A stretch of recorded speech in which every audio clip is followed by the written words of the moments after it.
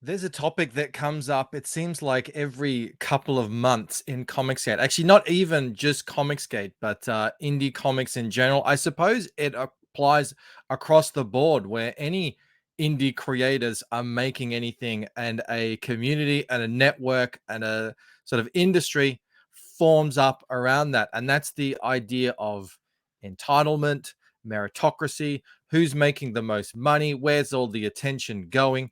And this recently sparked up on Twitter the other day. And Ethan Van Sciver, who is arguably the biggest, or definitely one of the biggest creators making comic books and products and merch in the independent comic book sphere, creator-owned comics. And he chimed in and wrote a really interesting tweet thread about it, just sort of putting together all the the ideas that I feel like we say this stuff, like I said, every couple of months. This thing comes around, and usually it's based on a kind of a misunderstanding of how things works. People see things going on out there, and they're not really privy to what's really happening behind the scenes or what's happened before. And sometimes when you talk about what's taken place beforehand, it's decades of work. A lot of times these creators seem to come out of nowhere and make unbelievable amounts of money, but no one really sees the years and, yeah, sometimes decades of work that led to that moment in time. So I'm going to read through Ethan's tweet thread. There's also another tweet I want to look at, but just going to give my own take on some of the things that have been said here. Ethan starts off with saying, I started my YouTube show and joined Comicsgate for the purpose of being able to make comics on my own terms and remove gatekeepers from the path of other creators. The removing gatekeepers is the big thing. The whole creator-owned movement, what Comicsgate is all about, is sidestepping middlemen, sidestepping political activists and people who would otherwise prevent you from doing the most basic thing, which is the freedom to create comics as you see fit and even enjoy comics, that as well. He said, I didn't start it to take the hardship of achievement away from amateurs and hobbyists. This is another really important point, all in one tweet here, is that with this freedom, opens the floodgate with the freedom that this whole network that has evolved around Comicsgate allows, is for anyone, almost literally anyone, to come and make a comic now. And that means that the vast majority of people who are going to come in are probably going to be first timers or hobbyists. They've been doing it for a little while, but they've never done it professionally, and that's fantastic. That is great. That is great. But at the same time, that doesn't necessarily mean that, oh, just because this thing exists now, that it's going to be easy for just anyone to come in and make tons of money. There was a very short window of time back in 2018 where it seemed like that might be the thing, but that was really an illusion. That was the birth of a more of a movement. It was a big, internet explosion. The whole, it was on the tip of everyone's tongues. That was never going to last. Things were eventually going to level out and get back to normal, where, yeah, if you want to make it in this industry, you're going to have to work just as hard as everyone else who's come before you. And that's what he ends on. You have to earn it. Let me scroll down here. The existence of Comicsgate doesn't mean you're entitled to sit with pros who have spent decades making a living in comics, who are serious about continuing to do so. You can call it clicks, you can compare it to lunch tables, whatever. You don't even go to our school. I don't mind comparing it to lunch tables. I don't mind that clicks form. To me, clicks are just friendship groups. That's what happens. We're hanging out on YouTube, we're on Twitter, we're all interested in the same sorts of things. Well, not always the same sorts of things. That's why cliques form. People with certain personality types tend to bunch together. People who are interested, if you're more interested in the manga side of things, you'll be over there. If you're more interested in the superhero side of things, you'll be over there. What sort of personality do you have? What sort of shows do you like to watch? I mean, that's life. That's what happens. But again, I think people who come in new to Comicsgate, they see these clicks, they see these lunch tables, whatever it is, and things start percolating in their head. They sort of misunderstand how they formed, how you ingratiate yourself into these clicks, what's really going on there, what's behind of it. Sometimes I think a lot of it has to do with projection.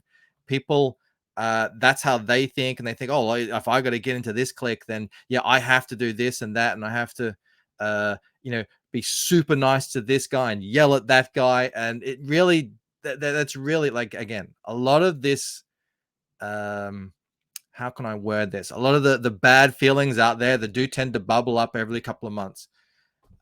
Most of them, not all of them, but most of them come from a misunderstanding of what's going on. And that's talked about here in this next tweet. I just noticed he's called himself the elitist denigrator. Kissing the right ass isn't going to cut you to the front of the line. Now, this one pops up all the time. Just really, prostrate yourself in front of the biggest creators, right up to them, and then they will hand you all the wealth of the land. It's never worked like that. It really ever hasn't. Most of the time, what is being talked about there is just like, do you work well with others?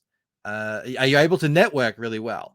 Are you able to, are you kind of diplomatic in the way that you get around? And, and then again, there's projection in here. People have bad feelings to some creators or other fans or whatever. That's happens. Yeah. And they just assume everyone else has those same bad feelings. And that therefore the only reason you're friendly to this guy who's got a big YouTube channel is because you are suppressing those feelings because you weren't trying to get something out of it. They can't fathom the idea that, no, some people are just kind of pretty easygoing and just want to, go along and get along. And then, this undercuts this whole idea that, look, if you're a pro, if you've been working 10, 20, 30 years, some of these guys in the industry, building your craft, honing it, creating a fan base of, really sometimes thousands and thousands of fans who follow what you do. Yeah, that's something different. That's something valuable that you can add to what we're doing here in Comicsgate, that a amateur who's just right out of the gate, never made a book before, has no name behind him, really doesn't have to offer yet. That's the difference here. The replacement of decades of notoriety and hard work in the comics biz is excellence right out of the gate. It's extremely rare. You probably aren't that creator. This is where I start feeling it's about me now. Humble yourself, get some perspective, work hard. You aren't entitled to what professionals have spent a lifetime earning just because you subscribe to Comicsgate's point of view. You aren't entitled to making a living in comic books. You aren't even entitled to making money at them. This is the crux of it. This is the free market side of it. It's up to you to convince someone out there to hand you some money. That's the base fundamental of it. The reason I said I feel like it's talking about me is this was taken from my first books. These are some of the first panels I ever took. I remember drawing these and thinking, I'm ready to play with the big dogs. My art is at that level now. Like, this is, I could easily get a job at Marvel and DC with this stuff. And like, even the lettering and everything, whatever. Okay. The colors are really, yeah. Anyway, and that's the thing. Like, when you start out, yeah, you do. I love this graph here. I always show it to people. You think you are the bee's knees when you start, but what the reality is you're just not very good yet at evaluating your own art. As you get better, so does your ability to evaluate where you stand on the pecking order. And that's when it all comes crashing down, you realize, oh, I have so much to learn. But that's okay, because you keep getting better. You do keep learning better. And then you get to a next tier and you're like, wow, I'm starting to feel good now. And then you find then you can start to see even other things you didn't even know was happening in art. And then it comes crashing down again. And that's how it works, right? That's the humility. So a lot of these guys out here think they have a book that is good as the top selling books in crowdfunding. Maybe you do. Really, it's very likely that you don't, and you just aren't able to see it yet. And I think that's where, like, a lot of this misunderstanding comes into place. You are entitled to make comics, though. You can If you can convince enough backers to fund you, and that's what Comicsgate is all about. There shouldn't be any political discrimination between you and that objective. Make friends and contacts, do better for yourself. This right here is what I agree with this 100%. If you can convince enough backers to fund you, that's what Comicsgate is all about. That is the missing ingredient. That's the X factor. That's the je ne sais quoi. That's what almost all of us are missing in some way. And there's no one way of doing it. It's specific to every single person. How good of a salesman are you? How good at you at networking? How big can you build your audience? This is stuff that if I knew exactly how to do it for every single person out there, I would bottle it, I would sell it, and become a millionaire myself. There's just no easy way to do it. Now, whining, bitterness, entitlement are a quick path towards the dregs of anti-Comicsgate. And after 5 years of history, you should realize this isn't where you want to be. Be positive, be fun, add something worthwhile to this club, and you'll get the most out of Comicsgate.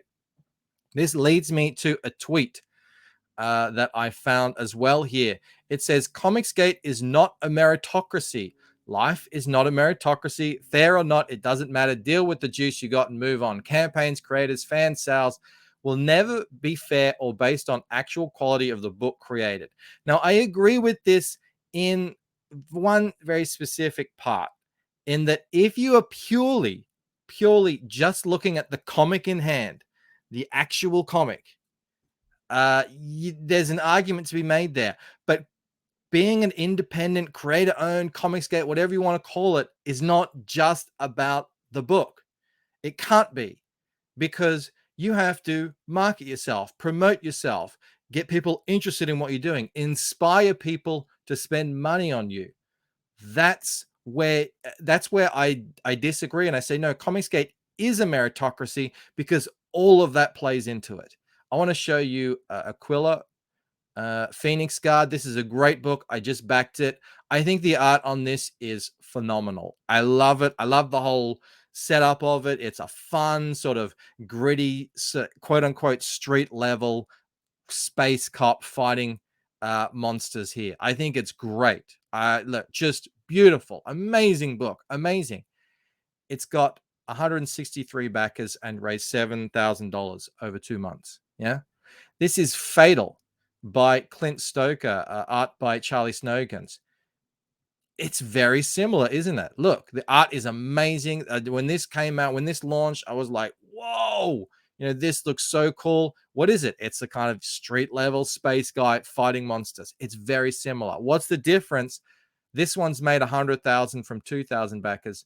Why then did this one only get 163? This is where misunderstandings happen. People see these two things and go, what's going on? Oh, Clint must have kissed a lot of ass to get that. No. Clint spent years building an audience, putting out books, gaining a reputation for himself, and building up his name, inspiring people to support what he's doing. Aardvark, great guy, top guy. He's just starting out. He's new to this whole thing.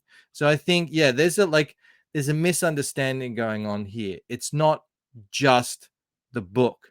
You also have to do the work, and it's just as important. It's just as important. You have to do the work to convince people. You go back here, convince people to back you. Convince enough of them to back you. And there's really nothing standing in your way doing that. It's hard. It's getting harder every day, because there's more people wanting to come in and do this because they're seeing these massive successes. But you gotta have the perspective. If you really want to understand what's going on, you have perspective of these last five years of Comicsgate. Guys like Tug, guys like Raging Golden Eagle, guys like Yellow Flash, they didn't start with massive channels. I can remember Tug being on less than 5,000 subs. Yeah. So, and even at that time, there were other much bigger channels at the time, but they persevered, they stuck through it, and they built it. It can be done. I'm not saying that's what everyone is going to be able to do. I know they can't, but that's where you got to find a way that works for you. whatever it is. Is it a mailing list? Is it a blog? I don't know what it is. If, like I said, if I knew, I'd bottle it, I'd sell it back to you and become a millionaire. Look, tell me what you guys think. Am I wrong? Am I off the mark? It's interesting that this comes up every few months. I think it just has to. It's like eternal vigilance. You need to really catch this stuff when it starts fomenting and kind of hit it on the head and say, guys, just let's slow down here, get some perspective, and realize like what's the alternative. Like if things aren't the way they want them exactly, then ask like, well, as opposed to what? As opposed to what existed beforehand that was as good and gave as much opportunity as we've got now? I don't know of anything. Maybe you do. And if you do know something that is better, it's time to start building it. If you can't if you have been at this for years and years and you haven't yet been able to get yourself a seat at the bigger tables, it's time to start building your own table. That's the way I see it anyway. Let me know what you think about it in the comments. Thank you so much for watching the video. If you liked it, please do give it a like. Consider subscribing. Consider becoming a member. You are helping to make an amazing new comic called The Lucent Fractured Mind. And also sign up to The Lucent Painted Death. All the links in the description. I will see you next time. All right. Bye.